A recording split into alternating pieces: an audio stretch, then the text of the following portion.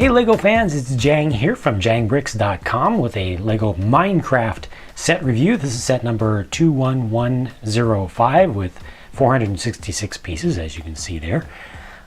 Officially, this is the Village, the new micro world, one of now 3 sets that they offer in this series of sets that started with what they now call the Forest, the original Minecraft Cuusoo set.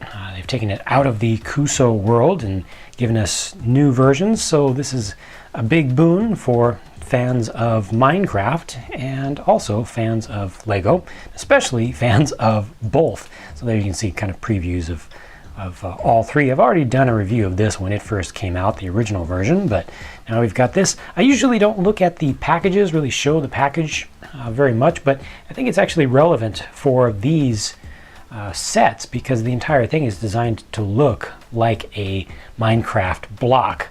So that said, we're done with the package for now. We'll go ahead and build this thing using the magic finger of building. Magic finger of building. What? Oh, that's right. Ha! It's already built. No, it does not come like this. I already built this thing before starting this video. Okay, so let's check this out. First, let's look at the micro mobs, the micro versions of, or micro equivalents of minifigures here. They give you a villager and a zombie and a pig. I think the villager is absolutely 100% perfect. Could not be better than it is for its scale and all that. It is just awesome. Got the face there, got the overall look. It's just right. The way that they did this was using 2 1x1 plate pieces, so I'll just kind of rotate them so you can see the construction right there. And those are printed, so they're going to be pretty durable. They're going to hold on to that print for a long time, and it just looks great. However, I am mad that they didn't give us more than one villager, because this is the Village set. And you know, you don't have a proper village when you have just one villager. Well, there's a little bit of good news, because they do give you 1 each of these printed pieces extra. And they do give you a handful of extra pieces in general, which allows you to make not a perfect additional villager, but pretty darn close, off by 1 piece. So if you have just 1 more of your own 1x1 flat plate pieces, then you can make a perfect second villager. The zombie, you know, kind of requires a little bit of imagination. I think with the shape of them is just a little bit, he's a little bit more nondescript with the face. I think the face is appropriate, but you know, like I say, you just have to kind of think about it a little bit more. The pig is another one that is absolutely perfect. I would even put it beyond perfect. On a scale of 1 to 10, I put this at a 10.4. Yeah, I think about a 10.4. The pig is 2 pieces. It's a printed tile, and it's one of these bracket pieces with studs on 2 sides as well as on the top. And what's the things that are fantastic about this are, for one, they suggest that you put this on sideways, which gives them some personality and just has that kind of, you know, the dumb look. It's a dumb pig, and players of Minecraft understand that so well. The other thing is that using one with the second stud on the back kind of looks like the tail, like the coiled tail. So you just can't get better than that. It's brilliant. It's simply brilliant. Now they do also give you an additional printed piece for another pig for the face, but they don't give you another one of these brick pieces, modified bricks. So you would need to get another one of those if you want to make a second pig, but you can. So that's pretty easy and straightforward. And also for the zombies, they do give you another set of face pieces for the zombies.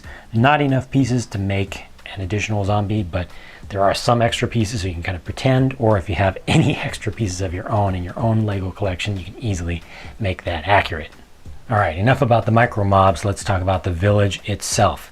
This has 2 houses, and they actually gave you fairly large sized houses. These are both based on cobblestone with the gray all the way around, so some of the larger naturally occurring styles of houses. Very nice, gives them larger size. If they made them smaller, they would have been more difficult to recognize. Probably wouldn't have had the appropriate roof shape, which looks good here, and yeah, it just wouldn't have worked out as well. So I'm happy with this.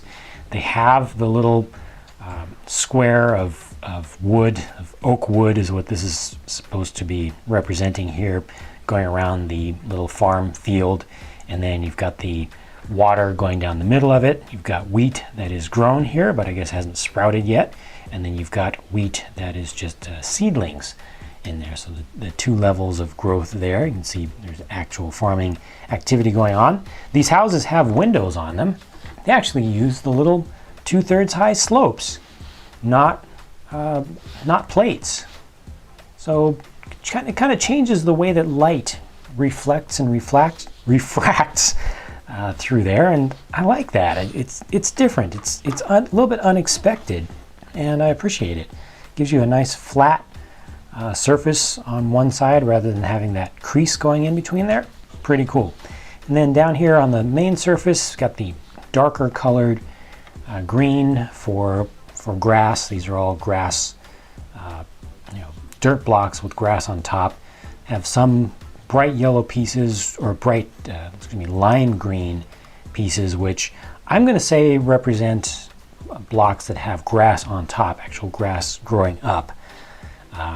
Given, I think that's the only thing that I could think of. You could probably use your imagination and say it's something else, but I think that's what that represents. And then back here we've got a mountain, a barren mountain in a taiga area. It doesn't have any trees on it, but very nice with the dark bluish gray stone kind of color. They do bring in a little bit of gradient here onto the top to make that look a little bit softer, makes it look a little bit dithered. Very nice. I really like this thing from the top. I think they did a very good job. Could have used a spruce tree or 2 around here. Otherwise, I think it's pretty perfect. Now, let's go ahead and look down below. This is a great idea.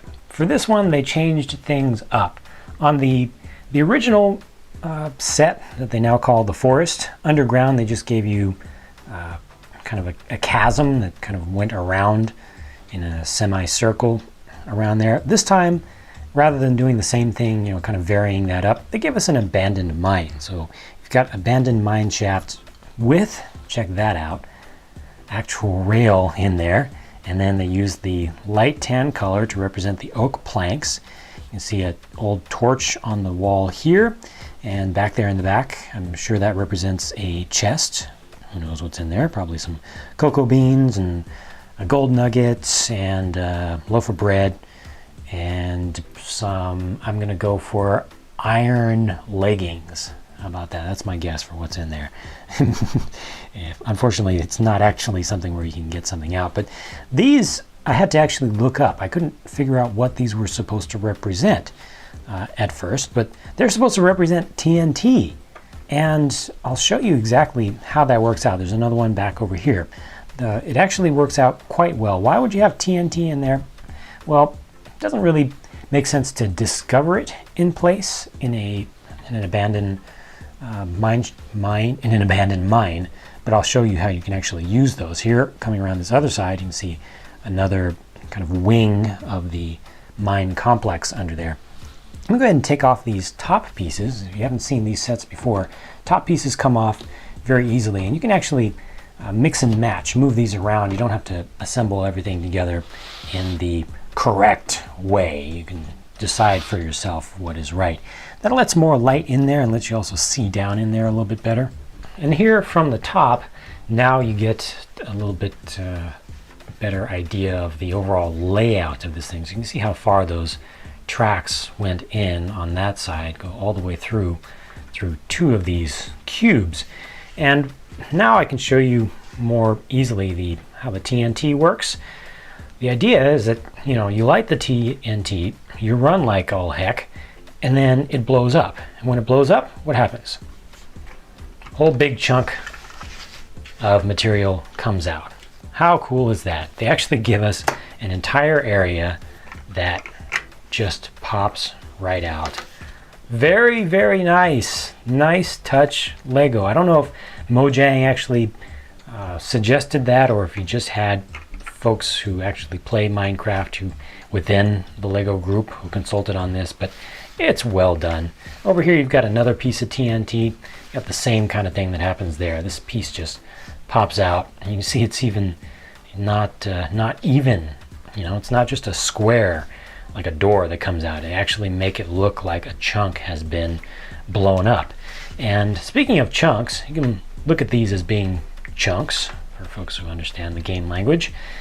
You can actually take these apart and can even reassemble them if you want to. You can see the 3D shape of this piece that came out from TNT and how that goes in there. It all just slides in.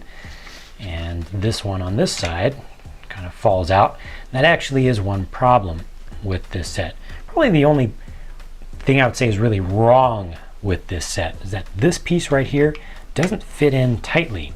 I tried to, you know, really compress these parts down, and Lego is really good with parts quality. They're very consistent, but no matter what, this just doesn't have enough friction for some reason to stay in there. So probably, maybe if I open this up a little bit, you know, get a little bit more of an air gap between those pieces to force there to be some asymmetry and you know, just a little extra thickness there. That's what you need to do in order to get this piece to want to stay. Otherwise it's going to fall out easily. Even right now it's just barely staying in. If I start to mess with it, I can get it to the point where it starts to slide, but you know, it's just one thing that I think is a little bit off. Otherwise, very nicely done, and like I said, you can just put these together however you want, and you can mix and match these with the other sets, or you can get more of the same set and combine more of them together to create larger things without having to spend a lot of time on Bricklink, you know, getting individual parts and trying to figure out what all you need. So that's a nice, you know, it's modular design is what it is, like they've done for their modular classic city sets or old-timer city sets. 35 bucks for 466 pieces plus extras sounds like a fantastic deal until you realize that most of the pieces are 1 by 1 by a third tiles and plates, 1 by 1 plates, and then a lot more of the parts are 1 by 1 by 1 bricks. It's tiny parts, it's tiny pieces. You don't get a lot of volume, a lot of mass for your money. Playability is low.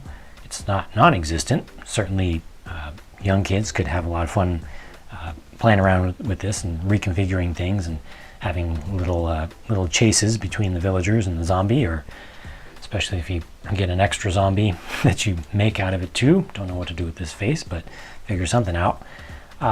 Mostly what you're paying for is kind of the license, I think, to Mojang, the extra cost of getting these special pieces printed, and yeah, I think those are the main things that are causing you to pay more than you would expect for this size. But I still happily paid it. I actually bought 2 of these things, and I'm sure that plenty of Minecraft fans will get this even if they don't particularly know anything about Lego or like Lego, if they don't have anything Lego at all. This set appeals to any Minecraft fan for sure. I think it's really well done for them, and for Lego fans, you know, it's just another thing.